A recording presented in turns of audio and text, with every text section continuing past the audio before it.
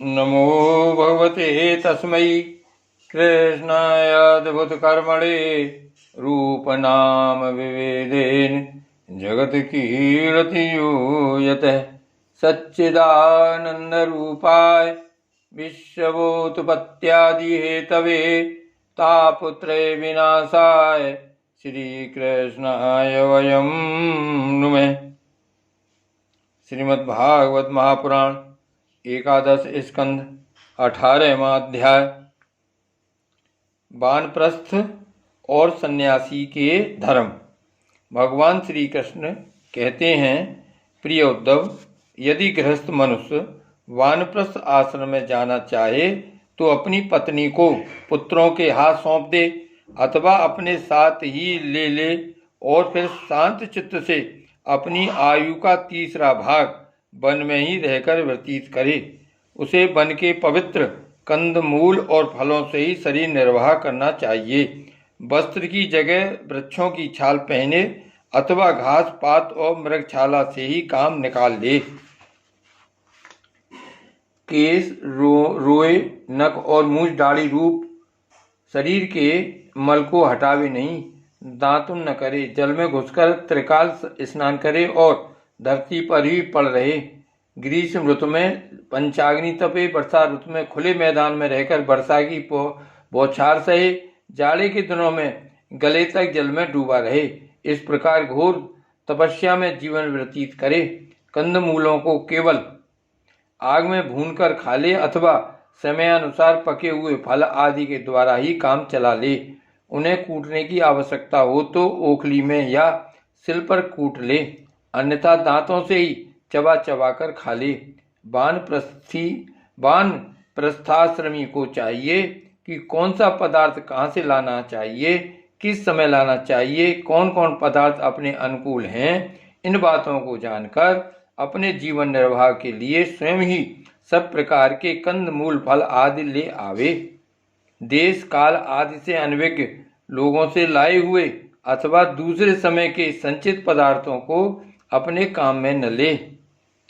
नीवार आदि जंगली अन्न से ही चरु, पुरो, डास आदि तैयार करे और उन्हीं से समयोचित अग्रयण आदि वैदिक कर्म करे। वानप्रस्थ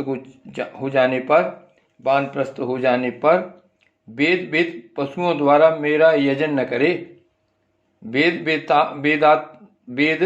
वेदताओं ने वानप्रस्थी के लिए अग्निहोत्र, दर्श, पौर्णमास और चातुर्मास आदि का वैसा ही विधान किया है जैसा गृहस्थों के लिए है। इस प्रकार घोर तपस्या करते करते मांस सूख जाने के कारण वानप्रस्थी की एक एक नस दिखने लगती है। वह इस तपस्या के द्वारा मेरी आराधना करके पहले तो ऋषियों के लोक में जाता है और वहां से फिर मेरे पास आ जाता है, क्योंकि तब मेरा ही स्वरूप है।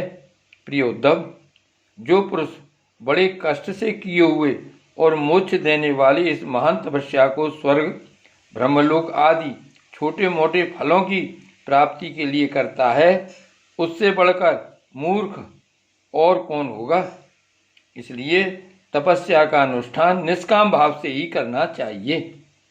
प्यारे उद्धव, वानप्रस्थी जब अपने आश्रमोचित नियमों का पालन करने में असमर्थ हो जाए, बुढ़ापे के कारण उसका शरीर कांपने लगे, तब यज्ञानियों को भावना के द्वारा अपने अंतःकरण में आरोपित कर ले और अपना मन मुझ में लगाकर अग्नि में प्रवेश कर जाए।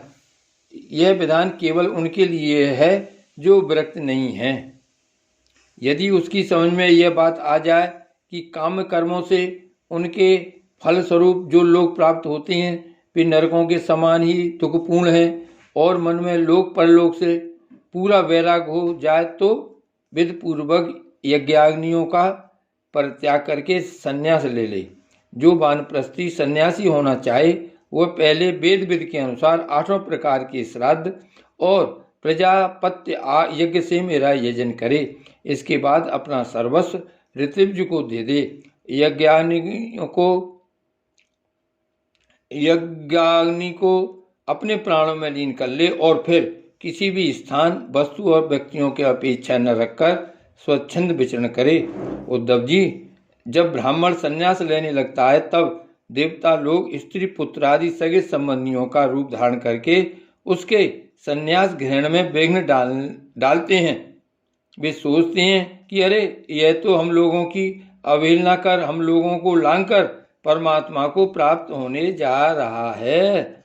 यदि सन्यासी वस्त्र धारण करे तो केवल लंगोटी लगा ले और अधिक से अधिक उसके ऊपर एक ऐसा छोटा सा टुकड़ा लपेट ले कि जिसमें लंगोटी ढक जाए, तथा आश्रमोचित दंड और कमंडल के अतिरिक्त और कोई भी वस्तु अपने पास न रखे। यह नियम आपत्ति काल को छोड़कर सदा के लिए है। नेत्रों से धरती देखकर पैर रखे, कपड़े से छानकर जल पिए, मुंह से प्रत्येक बात सत्यपूत सत्य से पवित्र हुई ही निकाले और शरीर से जितने भी काम करे बुद्धिपूर्वक सोच विचार कर ही करे। वाणी के लिए मौन, शरीर के लिए निश्चेष्ट स्थिति और मन के लिए प्राणायाम दंड करे। प्यारे उद्धव, जिसके पास ये तीनों दंड नहीं हैं, वह केवल बांस के दंड धारण करने से दंडी स्वामी नहीं हो जाता। सन्यासी को चाहिए कि जातिच्युत और गोघाती आदि पद्धतियों को छोड़कर चारों वर्णों की भिक्षा ले। केवल अनिश्चित 7 घरों से जितना मिल जाए उतने से ही संतोष कर ले। इस प्रकार भिक्षा लेकर बस्ती के बाहर जलाश्रय पर जाए, वहाँ हाथ पैर धोकर जल के द्वारा भिक्षा पवित्र कर ले। फिर शास्त्रोक्त पद्धति से जिन्हें भिक्षा का भाग देना चाहिए उन्हें देकर जो कुछ बचे उसे मौन होकर खा ले। दूसरे समय के लिए बचाकर न रखे और न अधिक मांग कर ही लाए। सन्यासी को पृथ्वी पर अकेले ही विचरना चाहिए, उसकी कहीं भी आसक्ति न हो, सब इंद्रियां अपने बस में हों, वह अपने आप में ही मस्त रहे, आत्म प्रेम में ही तन्मय रहे, प्रतिकूल से प्रतिकूल परिस्थितियों में भी धैर्य रखे और सर्वत्र समान रूप से स्थित परमात्मा का अनुभव करता रहे। सन्यासी को निर्जन और निर्भय एकांत स्थान में रहना चाहिए। उसका हृदय निरंतर मेरी भावना से विशुद्ध बना रहे।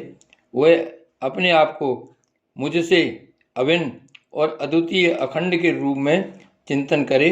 वह अपनी ज्ञान निष्ठा से चित्त के बंधन और मोक्ष पर विचार करे तथा निश्चय करे कि इंद्रियों का विषयों के लिए विक्षिप्त होना, चंचल होना बंधन है और उनको संयम में रखना ही मोक्ष है। इसलिए सन्यासी को चाहिए कि मन एवं 5 ज्ञान इंद्रियों को जीत ले, भोगों की क्षुद्रता समझकर उनकी ओर से सर्वथा मुंह मोड़ ले और अपने आप में ही परम आनंद का अनुभव करे।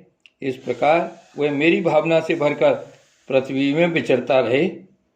केवल भिक्षा के लिए ही नगर, गांव, अहीरों की बस्ती या यात्रियों की टोली में जाए। पवित्र देश, नदी, पर्वत, वन और आश्रमों से पूर्ण पृथ्वी में बिना कहीं ममता जोड़े घूमता फिरता रहे। भिक्षा भी अधिकतर वानप्रस्थियों के आश्रम से ही ग्रहण करे, क्योंकि कटे हुए खेतों के दानों से बनी हुई भिक्षा शीघ्र ही चित्त को शुद्ध कर देती है और उससे बचा खुचा मोह दूर होकर सिद्धि प्राप्त हो जाती है। विचारवान सन्यासी दृश्यमान जगत को सत्य वस्तु कभी न समझे, क्योंकि यह तो प्रत्यक्ष ही नाशवान है। इस जगत में कहीं भी अपने चित्त को लगाए नहीं। इस लोक और परलोक में जो कुछ करने पाने की इच्छा हो उससे विरक्त हो जाए। सन्यासी विचार करे कि आत्मा में जो मन, वाणी और प्राणों का संघात रूप यह जगत है, वह सारा का सारा माया ही है। इस विचार के द्वारा इसका बाध करके अपने स्वरूप में स्थित हो जाए और फिर कभी उसका स्मरण भी न करे। ज्ञाननिष्ठ, विरक्त, मुमुक्ष और मोक्ष की भी अपेक्षा न रखने वाला मेरा भक्त आश्रमों की मर्यादा में बद्ध नहीं है। वह चाहे तो आश्रमों और उनके चिन्हों को छोड़ छाड़ कर वेद शास्त्र के विध निषेधों से परे होकर स्वच्छंद विचरे। वह बुद्धिमान होकर भी बालकों के समान खेले, निपुण होकर भी जड़वत रहे, विद्वान होकर भी पागल की तरह बातचीत करे और समस्त वेद विधियों का जानकार होकर भी पशु वृत्ति से अनियत आचारवान रहे। उसे चाहिए कि वेदों के कर्मकांड भाग की व्याख्या में न लगे, पाखंड न करे, तर्क वितर्क से बचे और जहाँ कोरा वाद विवाद हो रहा हो वहाँ कोई पक्ष न ले।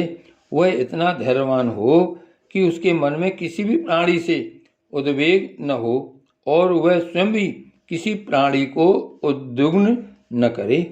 उसकी कोई निंदा करे तो प्रसन्नता से सह ले, किसी का अपमान न करे।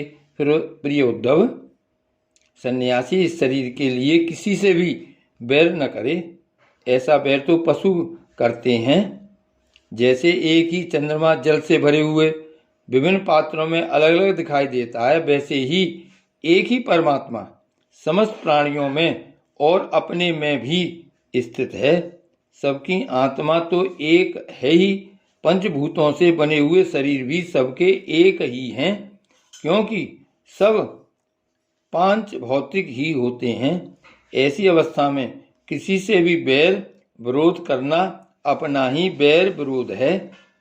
प्रिय उद्धव, सन्यासी को किसी दिन यदि समय पर भोजन न मिले तो उसे दुखी नहीं होना चाहिए और यदि बराबर मिलता रहे तो हर्षित न होना चाहिए।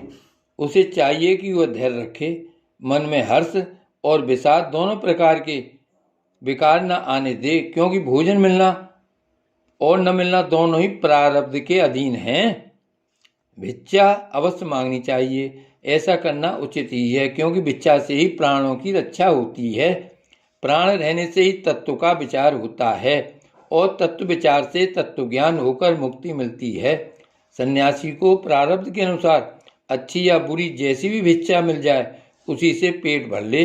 वस्त्र और बिछौने भी जैसे मिल जाएं उन्हीं से काम चला ले।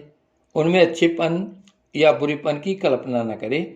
जैसे मैं परमेश्वर होने पर भी अपनी लीला से ही शौच आदि शास्त्रोक्त नियमों का पालन करता हूँ, वैसे ही ज्ञाननिष्ठ पुरुष भी शौच, आचमन, स्नान और दूसरे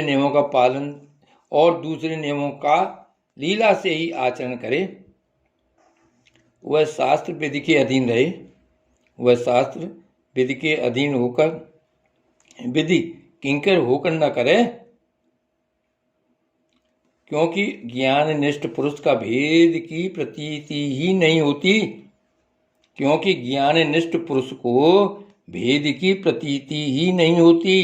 जो पहले थी वह भी मुझ परमात्मा के साक्षात्कार से नष्ट हो गई। यदि कभी कभी मरण पर्यंत बाधित भेद की प्रतीति भी होती है, तब भी देहपात हो जाने पर वह मुझसे एक हो जाता है। उद्धव जी, यह तो हुई ज्ञानवान की बात। अब केवल वैराग्यवान की बात सुनो।